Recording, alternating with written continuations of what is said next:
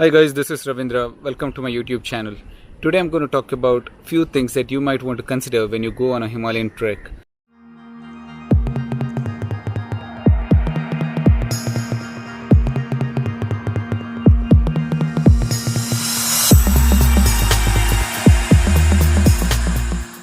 Well, the first point to note is plan your trek in advance. It can be 2 to 3 months at least in advance. If you're a working professional, then you might want to take leave, a well-planned leave, and get the necessary approvals. So I'm not going to talk about the leave plan, but then get all the approvals needed. And even if you're doing your own job, just make sure that you are available for the trek and do not change your plan. So once you plan a trek, make sure that you stick onto that plan and do not change your plan quite often. Well, the second point is try to make use of the existing gear and also get it for rent if needed, instead of buying the brand new ones. So that will save you a lot of money.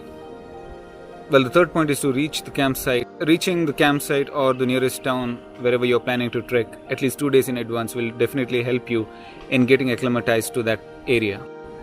Well, let me give an example of Hamta Pass, which can be easily completed in 4 to 5 days time. I reached Manali at least 2 days in advance. It's definitely above sea level, and I traveled around in Manali, and I even covered Parashur Lake. You can check the card above. And also I visited a monastery and a waterfall nearby. So there are many things that you can cover in the first 2 days. Either you can just relax or go around and cover as many places as possible. The reason why I recommend you to reach there in advance instead of on that particular day morning when the trek begins is to get yourself acclimatized and get used to that place, and also the food.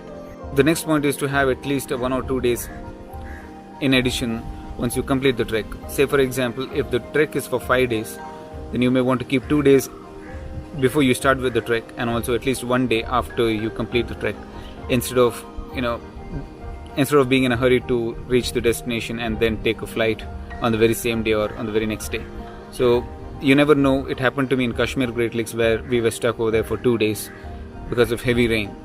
So, and on the last day we had covered 2 days distance in one single day, and we were dead tired.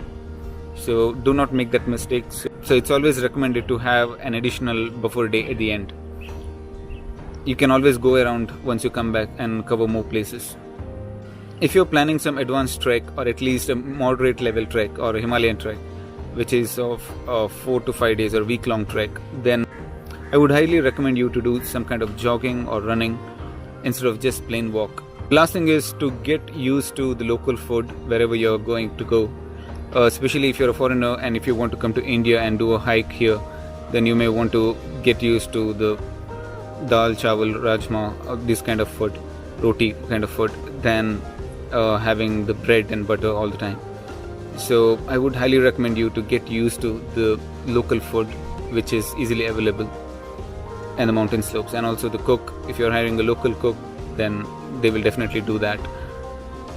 So get used to the food, because you don't want to fall sick when you're up in the mountains. So guys, I have completed almost 5 Himalayan treks and few mountain biking expedition in the Himalayan region. So this is my experience, and this is something that I wanted to share with you. So it is up to you to consider these points, but I would recommend you to follow this because it will definitely help you. So guys, that's it for today.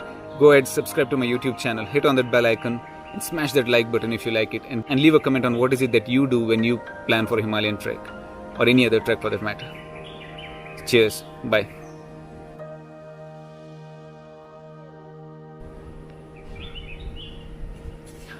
So guys, smash that like button, hit that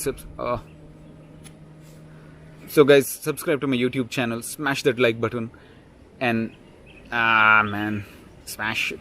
No.